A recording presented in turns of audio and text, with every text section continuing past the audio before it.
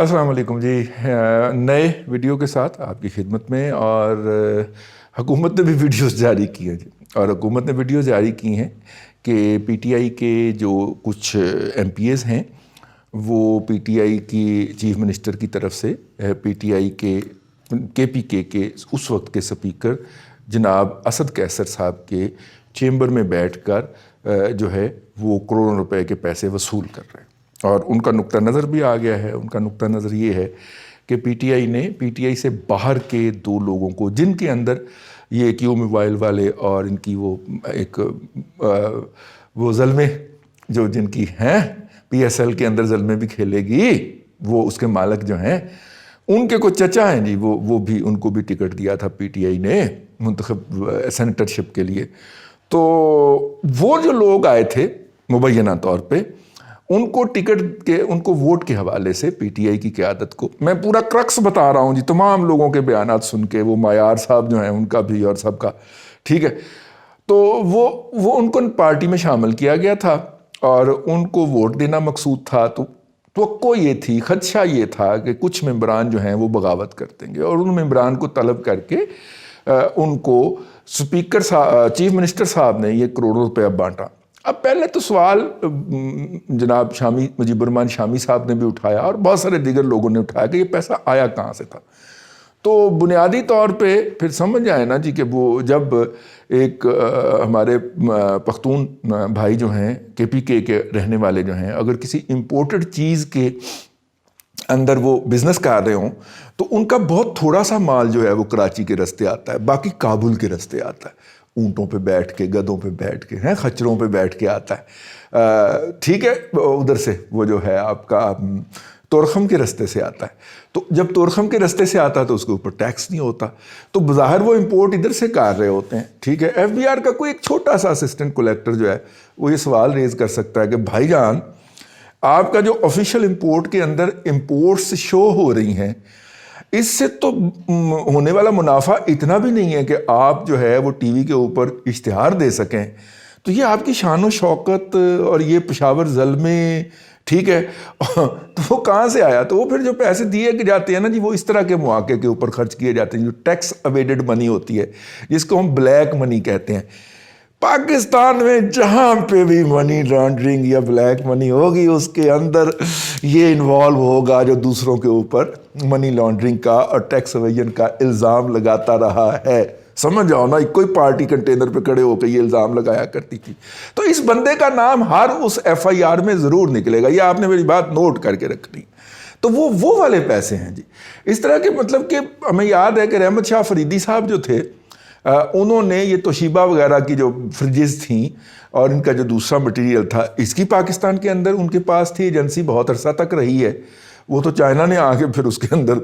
काम गंदा किया है, गंद मारा है, लेकिन उससे पहले जब तक तोशीबा ऑफ जापान होता था तो वो रही है। तो वो बहुत थोड़े सारे फ्रिज जो थे वो कराची पोर्ट के रास्ते में पाकिस्तान में आमद होती थी उनकी, बाकी सारे अफगान ट्रांजिट ट्रेड के तहत आते थे और उस पर टैक्स एवेजन होती थी और उनके ऊपर वो हाथ कोई नहीं डाला जा सकता था उस वक्त मुबैना तौर पे, क्योंकि वो जो होते थे वो उनका फ्रंटियर पोस्ट निकला करता था, और फ्रंटियर पोस्ट जो थी वो हमारे तमाम लिबरल दोस्तों की अमाजगा होती थी। तो लिहाजा उनके ख़िलाफ़ जो था वो तो कोई हुकूमत कोई करने का सोच भी नहीं सकती थी, उनकी तो रसाई होती थी बेनज़ीर भुट्टो तक, ठीक है। और फिर वो, मेरा मतलब है आजकल ज़रा थोड़ी सी ज़हनी हालत दुरुस्त नहीं है, लिहाजा उनके बारे में ज़्यादा बात नहीं करेंगे हम। लेकिन वो बहरहाल ये हमारा कोई भी पख्तून दोस्त जो है अगर वो इंपोर्ट की ट्रेड के अंदर इन्वॉल्व हो तो वो उसका यही मॉडस ऑपरेंडी होता है, ठीक है। दूसरा मॉडस ऑपरेंडी बता दूं, अगर ट्रेड के अंदर नहीं सनत के अंदर है तो वो ऐसी इंडस्ट्री लगाएगा जिसके अंदर बहुत ज़्यादा पावर यूज़ होती हो, क्योंकि पावर वहाँ पे मुफ्त होती है। फाटा के अंदर, साहब का फाटा के अंदर बिल हमें देना कोई नहीं होता है, नहीं हाँ। तो लिहाजा जब पावर मुफ्त होती है तो पावर इंटेंसिव इंडस्ट्री लगाता है कि मुफ्त की आनी है तो क्यों ना उसको यूज़ किया जाए। तो ये जी एक ख़ास तरीका है। तो लिहाजा अगर उनके चचा को, वो क्यों मोबाइल वाले हमारे जो अफरीदी साहब हैं, उनके चचा को वो टिकट दिया गया और वो एमपीए के बकौल के उसको ووٹ نہ دیے جانے کا خدشہ تھا پی ٹی آئی کو اپنے ایم پی ایز کی طرف سے، لہٰذا ان کو یہ 2018 سے الیکشن سے پہلے کی بات ہے،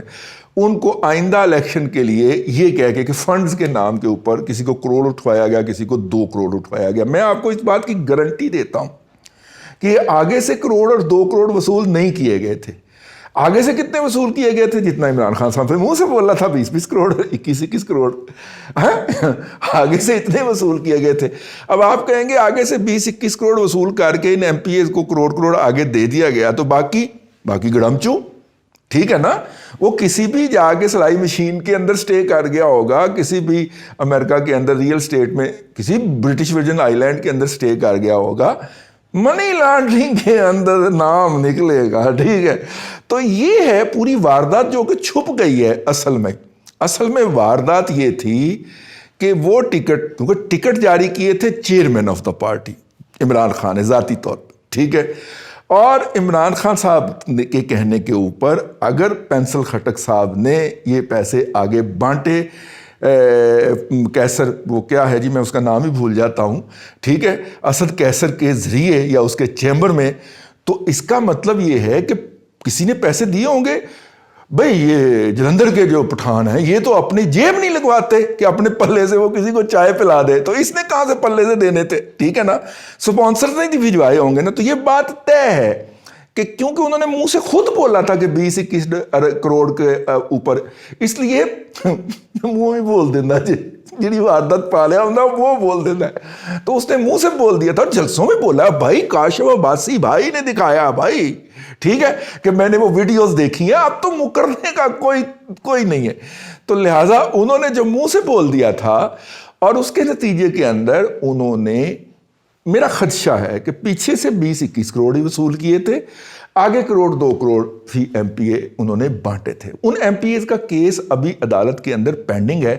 کہ اس نے ہم پہ غلط الزام لگایا ہے اور لہٰذا یہ عدالت میں آیا، اور عدالت میں وہ شہزادہ ہے، اسے جانے کی ضرورت ہی نہیں ہے، تمام عدالتیں اس کی ہیں، وہ اس کے وکلا جاتے ہیں کسی نہ کسی بہانے سے، آنے بہانے سے وہ لے آتے ہیں وہاں سے نئی تاریخ. تو کیا ضرورت ہے شہزادے کو جانے کی؟ وہ تو جو پنجاب کے وزیر اعلیٰ شہباز شریف ہیں سابق، ان کے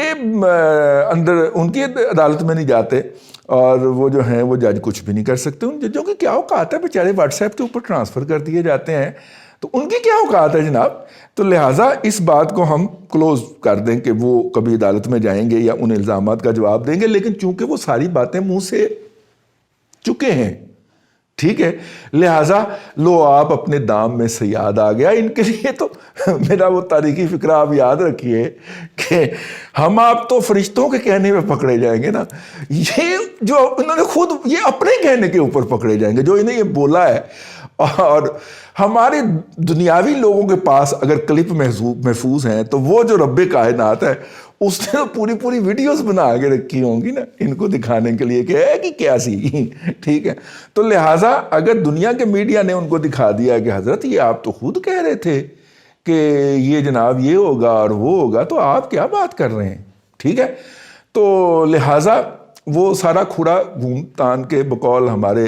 جو ہے وہ بٹ صاحب کے، وہ واپس بنی گالہ تک پہنچ گیا کہ ویڈیوز وہاں سے ریلیز کی گئی ہے. اب ویڈیو وہاں سے کیوں ریلیز کی گئی ہے کہ ماحول بنایا جائے، اور ماحول کس چیز کا بنایا جائے کہ جناب ویڈیو اس کی جو اوپن جو ہے بیلٹنگ بہت ضروری ہے، open belting for the voting of senators, ٹھیک ہے، بہت ضروری ہے. ایم پی اے جو ہیں وہ بڑے گندے ہوتے ہیں، بک جاتے ہیں. لیکن اصل میں جو اندر کی خبر ہے وہ یہ ہے کہ 52 کے قریب ایم پی ایز جو ہیں انہوں نے اگلی پارٹیوں سے مکمکا کر لیا، ٹھیک ہے. انہوں نے کہا جی ہم اپنی پارٹی کی قیادت کی ہدایات کے مطابق نہیں بلکہ آپ کے ساتھ جو ہماری سودا بازی ہوگی، اور وہ بائی دا وے وہ سارے پی ٹی آئی سے ہیں. یہ پچھلے دنوں 32 کا گروپ کہہ رہے تھے نا کہ جی ہم نے پی ایم ایل این سے توڑ لیا ہے، تو 32 نے پتہ نہیں ٹوٹے نہیں یا نہیں ٹوٹے، لیکن جو ہے وہ خبر یہ ہے کہ 52 کے قریب ان کے ایم پی ایز نے اپنے پیسے اپنی دنیا بنانے کا مکمل انتظام کر لیا. اب ان کو پڑا ہوا ہے ہال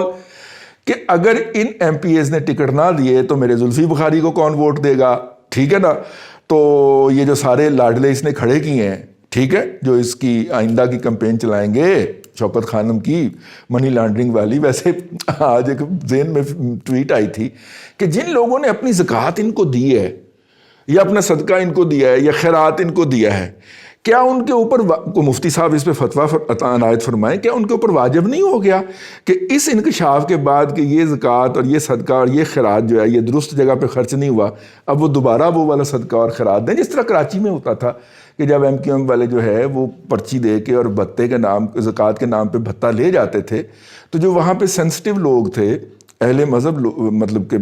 دینی لوگ تھے, دینی ذہن کے لوگ تھے, وہ اتنی اماؤنٹ جتنی وہ بھتے میں دے دیا کرتے تھے, وہ اتنی ہی اماؤنٹ جو تھے وہ الگ سے بھی اللہ کی راہ میں دیا کرتے تھے کہ یہ تو ہمیں پتہ ہے کہ MQM کی بدماشیوں کے اوپر خرچ ہونا ہے یا 90 کے مینٹیننس پہ ہونا ہے یا پھر بھائی کو بھیجنا ہے, تو ہم اللہ کے, ہمیں تو پتہ ہے کہ یہ صحیح جگہ پہ خرچ نہیں ہونا, تو اللہ کے حضور خدمت خلق کے ذریعے انہوں نے بھی اسٹیٹ بینک کے اندر اپنے MQM کے لوگوں کے ذریعے جو منی لانڈرنگ کا ایک نیٹ چلایا تھا, جو بہت سارے دیگر عناصر نے بھی یوز کیا وقتاً فوقتاً, تو اس کے ذریعے وہ جو تھے وہ اسی طرح یہ والا جو ہے یہ پورا نیٹ ورک جو ہے یہ ایکسپوز ہوتا ہوا نظر آ رہا ہے ہمیں. صرف دیکھنے والی نظر ہونی چاہیے. اب یہ جو انہوں نے لانچ کیا تھا کہ یہ ماحول تیار کریں اور عدالت کو بتائیں کہ جناب آپ جو ہے ہمیں ریلیف دے دیں, ایک کھوسی جو ہے وہ پہلے ہی تیار کر لیا ہوا ہے, ہم نے آرڈیننس پہلے ہی جاری کر دیا ہوا ہے. ان MPAs کے بول پڑھنے کے بعد, اگرچہ ہماری عدلیہ کی تاریخ ہے اور پاناما کیس اس کی بڑی گولڈن اگزامپل ہے, لیکن کافی مشکل ہو جائے گا اتنا جو ہے وہ خوفناک طریقے سے PTI کو سپورٹ کرنے کے لیے جب آئیں گے, تو عدلیہ کے پلے جو تھوڑی بہت کوئی رہ گئی ہے, میرا مطلب شاید وہ بھی بچنا ناممکن ہو جائے. میرا خدشہ ہے, میری خواہش بھی ہے کہ عدلیہ کا جو وقار ہے جتنا بھی ہے وہ تو کم از کم مینٹین رہے, لیکن اگر اس میں وہ ریسکیو کرنے آئیں گے PTI کو تو کافی وہ ہوگا. ٹھیک ہے, اور ویسے بھی اتنی ہمت والا ایک آدھی بچا ہے دانا ہماری عدلیہ کے اندر, جتنی ہمت جناب ثاقب نثار میں تھی اور جتنی ڈٹائی جناب کھوسا صاحب میں تھی کہ کتابوں کے حوالے ویکیپیڈیا سے پڑھ کے تو وہ بندہ اپنے آپ کو بہت بڑا لٹریری, اور جو اس کے چاپلوس وکلا ہوتے ہیں نا وہ بھی سر بہت لٹریری آدمی ہیں, اور جو ان کے چاپلوس جرنلسٹ رکھے ہوتے ہیں, 1-2 جرنلسٹ ہر جج نے, ٹھیک ہے, ہم بھی کسی کے رہے ہوئے ہیں اس لیے بتا سکتے ہیں, تو وہ پوری جناب اس کی پالشنگ کر رہے ہوتے ہیں اور وہ کر رہے ہوتے ہیں. جن کے ہم تھے ان کو ہم سے شکوا ہی رہتا تھا, تو میرے بارے سے کچھ نہ لکھی, بس تیری مہربانی ہے, بس تیری میری یہی فیور ہے کہ تم میرے بارے سے کچھ نہیں لکھنا, ٹھیک ہے, ہمارا یہ معاہدہ ہوتا تھا. لیکن جو لکھوانے کے بیچارے شوقین ہوتے ہیں, انہوں نے بڑا پروپیگنڈا کروایا تھا, بعد میں پتہ چلے سارا کچھ وکی لیڈ چو کٹ کے تو سناتا رہا تو ججمنٹاں لکھتا رہا, واہ کھوسا صاحب واہ کمال کے آدمی ہیں, ساری جال سازی ٹھیک ہے کیریئر کے ابتدا سے لے کے آخر تک. تو نہیں دیتی نا پھر انہوں نے کوئی پوسٹ جناب, بڑے پٹے نے آخر سے آ کے دوڑا بھی لوائیاں انہوں دیاں, لیکن انہوں نے کوئی پوسٹ نہیں دی آپ کو. تو خیر یہ تھا جی چھوٹا سا, میں نے کہا کہ یہ ویڈیو کے تمام تانے بانے اب تو خیر مان بھی گئے ہیں کہ ہم نے یہ جاری کی ہے, PTI والے وہاں پہ جا رہے ہیں, لیکن جس کام کے لیے انہوں نے ویڈیو جاری کی تھی وہ کام نہیں ہوا, بلکہ الٹا گلے پڑ گئی ہے, اور یہ گلے پڑی بجانی پڑے گی. ٹھیک ہے نا, ان کو بجانے کا شوق نہیں ہے, بجاتا کوئی اور ہے, یہ صرف ناچنے کی شوقین. تو ناچیے حضور اور ہمیں دیجیے اجازت. اس ویڈیو میں اتنا ہی, کل اگلے ویڈیو میں آپ سے پھر ملاقات ہوگی. اپنا خیال رکھیے گا. آپ ہمیں فیڈ بیک دینا چاہیں تو نیچے ای میل ایڈریس ہے, اور ای میل ایڈریس کے علاوہ ہمارا دیگر معلومات بھی ہے, اور ہمارے پیج کا لنک بھی ہے, اس رضی نامہ کے پیج کا لنک ہے, اس کو کلک کریں, اس پہ جائیں اور اس کو لائک کریں اور فالو کریں. اللہ آپ کو آسانیاں عطا کرے اور آسانیاں خلق خدا میں تقسیم کرنے کی توفیق عطا کرے.